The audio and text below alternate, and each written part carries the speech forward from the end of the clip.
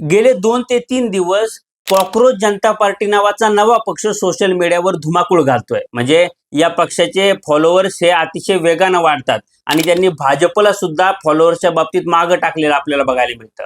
आणि या कॉक्रोच जनता पार्टीला मोठ्या प्रमाणावर लोक सपोर्ट करतायत असं बघितल्यानंतर भाजपनं त्यांचं असहिष्णू धोरण इथं सुद्धा वापरलं आणि कॉक्रोच जनता पार्टीचं जे ट्विटर हँडल आहे ते ट्विटर हँडल भारतामधून सस्पेंड केलं. यावरून नरेंद्र मोदी आणि भाजप हे जेनझींच्या आणि बेरोजगार तरुणांच्या या सटायरिकल आंदोलनाला म्हणजे उपरोधिक आंदोलनाला घाबरलेत का, हा प्रश्न सगळीकडे विचारला जातोय. आणि भाजपच्या या दमनाबद्दल आपण आज बोलणार आहेत. म्हणजे भाजपनं एवढ्या आक्रस्ताळेपणानं सीजेपी म्हणजे कॉक्रोच जनता पार्टीचं अकाउंट का बंद केलं, याबद्दल आज आपण बोलणार आहेत.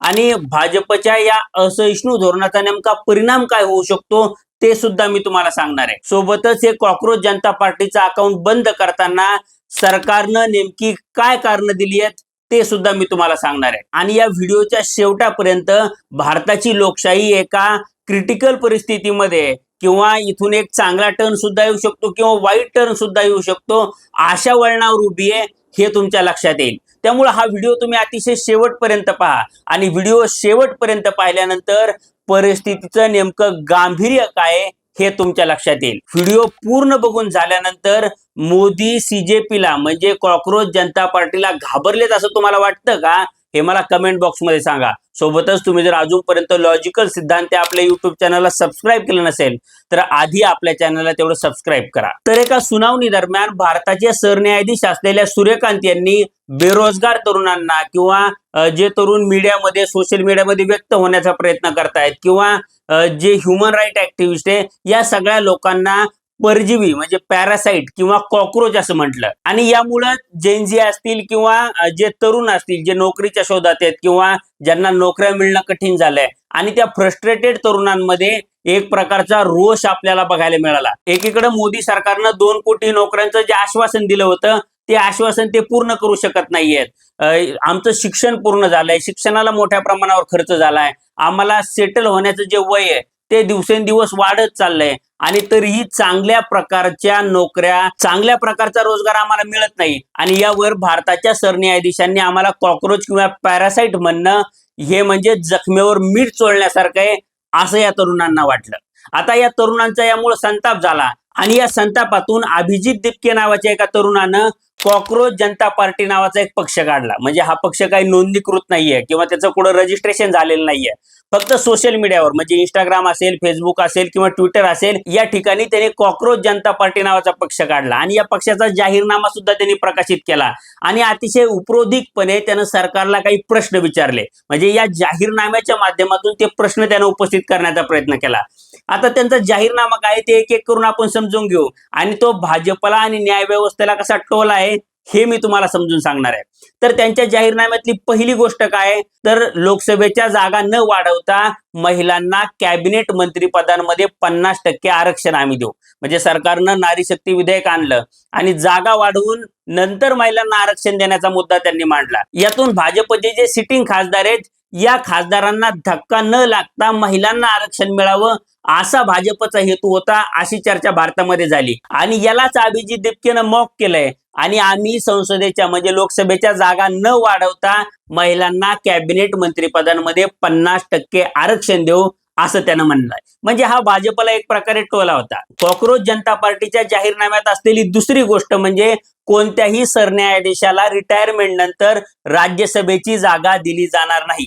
म्हणजे रंजन गोगोई नावाचे सरन्यायाधीश होते आणि यांनी काही निर्णय भाजपच्या आणि सरकारच्या फेवरमध्ये दिले आणि त्या बदल्यात त्यांना राज्यसभेची जागा मिळाली किंवा निवृत्त झाल्यानंतर अगदी महिनाभराच्या आतच ते राज्यसभेवर गेले. या गोष्टीची भारतामध्ये प्रचंड चर्चा झाली होती आणि ही राज्यसभेची जागा मिळावी म्हणून रंजन गोगोईने काही क्रुशियल निर्णय हे भाजपच्या फेवरमध्ये दिली अशी एक मरमर किंवा अशी एक कुजबूज भारतामध्ये होती. आणि त्यामुळं आम्ही कोणत्याही चीफ जस्टिसला राज्यसभेची जागा देणार नाही जेणेकरून त्या राज्यसभेच्या जागेसाठी तो त्याच्या कार्यकाळात जे निर्णय असतील किंवा जे निकाल असतील ते इन्फ्लुएन्स करण्याचा किंवा चुकीच्या पद्धतीने देण्याचा प्रयत्न करणार नाही असं अभिजित दिपकेने म्हटलंय. म्हणजे एकंदरीत त्यानं न्याय व्यवस्थेवर सुद्धा एक उपरोधिक टोला मारलेला आपल्याला बघायला मिळतो. आता कॉक्रोच जनता पार्टीच्या जाहीरनाम्यातली तिसरी गोष्ट म्हणजे कोणताही आमदार किंवा खासदार हा पक्ष बदलून दुसऱ्या पक्षात गेला तर त्याच्यावर 20 वर्षांची बंदी आम्ही आणू, असं त्याचं म्हणणं आहे. म्हणजे गेल्या 10 वर्षामध्ये किंवा 12-13 वर्षामध्ये भाजपनं ज्या होलसेल प्रकारे पक्ष प्रवेश करून घेतले किंवा राजस्थान असेल किंवा मध्य प्रदेश असेल, या राज्यांमध्ये ज्या प्रकारे भाजपनं आमदार फोडले आणि स्वतःच सरकार स्थापन केलं, त्या भाजपच्या कृतीवर कॉक्रोच जनता पार्टीने इथं उपरोधिक टोला मारलेला आपल्याला दिसतो. आणि अशा प्रकारे अनेक घोषणा त्यांनी केल्या आणि यातून त्यांनी भाजपला किंवा जी सध्याची एक्झिस्टिंग सिस्टीम आहे या सिस्टीमला प्रश्न तरी विचारलेत, त्यांच्यावर टीका तरी केली किंवा त्यांना उपरोधिक टोले तरी मारलेत. आणि अभिजित दिपके असेल किंवा कोणताही भारतीय नागरिक असेल, त्या प्रत्येक भारतीय नागरिकाला आपण निवडून दिलेल्या लोकप्रतिनिधींना म्हणजे आपण निवडून दिलेल्या सरकारला प्रश्न विचारण्याचा किंवा त्यांना त्यांच्या जबाबदाऱ्यांची जाणीव करून देण्याचा अधिकार आहे. आणि हा अधिकार भारतीय संविधानानं भारताच्या प्रत्येक नागरिकाला दिलाय. तो भाजपच्या किंवा RSSच्या मेहरबानीनं मिळालेला नाहीये, हे आपण लक्षात घेतलं पाहिजे. त्यामुळं अभिजित दिपके असेल किंवा कॉक्रोच जनता पार्टी असेल, हे त्यांच्या जाहीरनाम्याच्या माध्यमातून जनतेचे प्रश्न किंवा जनता जे मुद्दे फेस करते ते मुद्दे मांडण्याचा प्रयत्न केलाय. आता कॉक्रोच जनता पार्टी अतिशय संविधानिक मार्गाने आपले मुद्दे उपस्थित करते किंवा सरकारवर टीका करते आणि हे असं संविधानिक मार्गाने होणारं एक प्रकारचं आंदोलन असताना सरकार मात्र अतिशय असहिष्णुपणे वागताना दिसतंय. म्हणजे सरकारनं आमच्या विरोधात कुणी बोलायचंच नाही किंवा आमच्यावर कुणी टीकाच करायची नाही किंवा मोदींना किंवा सरकारमधल्या मोठ्या नेत्यांना कोणी प्रश्नच विचारायचे नाही, असं एक प्रकारे सूचित करण्याचा प्रयत्न केला असं दिसतंय. म्हणजे गेल्या काही काळातला तुम्ही घटनाक्रम जरी बघितला तर विठ्ठल कांगणे सरांनी परीक्षांमधल्या पेपर फुटीबद्दल आणि गैरव्यवहाराबद्दल प्रश्न विचारले, त्यांचं अकाउंट सस्पेंड केलं. नॉर्वेच्या हेलिलिंग नावाच्या महिला पत्रकारानं नरेंद्र मोदींना तुम्ही आमच्या प्रश्नांची उत्तरं का देत नाही असं विचारलं, म्हणून त्या हेलिलिंगचं अकाउंट त्यांनी सस्पेंड केलं. आता कॉक्रोच जनता पार्टी जनतेचे मुद्दे अतिशय उपरोधिक पद्धतीनं सोशल मीडियावर मांडते किंवा सरकारवर टीका करते आणि त्यांना लाखो तरुणांचा प्रतिसाद मिळतोय.